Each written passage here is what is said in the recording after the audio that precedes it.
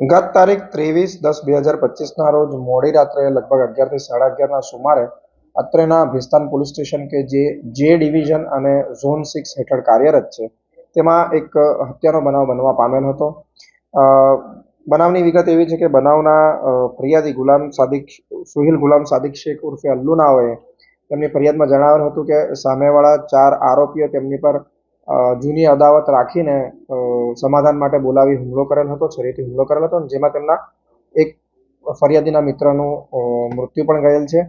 આ બનાવ બાદ ગત તારીખ 24/10/2025ના રોજ વહેલી સવારે તરત ફરિયાદ દાખલ કરીને અત્રેના પોલીસ સ્ટેશન ખાતેથી આરોપીઓને પકડી પાડવા માટે તજવીજ હાથ ધરવામાં આવેલ હતી, જેમાં કુલ્લે 4 ટીમ બનાવી તેને વિવિધ પીએસઆઈ તથા પીઆઈના નેતૃત્વ હેઠળ આરોપીને પકડવા માટે રવાના કરવામાં આવેલ હતા. તેમજ ટેકનિકલ અને હ્યુમન ઇન્ટેલિજન્સને પણ કાર્યરત કરી દેવામાં આવેલ હતું.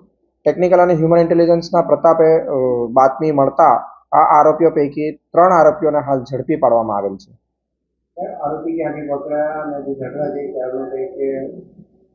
આરોપીઓને શહેરના તેમજ શહેર બહારના વિવિધ ભાગમાંથી પકડી પાડવામાં આવ્યા છે. આ આરોપીઓ પૈકી ઇમરોઝ ઉર્ફે દાલ ચાવલ પર સુરતના વિવિધ પોલીસ સ્ટેશનમાં 4 ગુના દાખલ છે. અરબાઝ ઉર્ફે બાબા પઠાણ પર સુરતના વિવિધ પોલીસ સ્ટેશનમાં 2 ગુના દાખલ છે અને સલમાન મિર્ઝા ઉર્ફે લસ્સી ઉપર સુરતના વિવિધ પોલીસ સ્ટેશનોમાં 12 જેટલા ગુના દાખલ છે.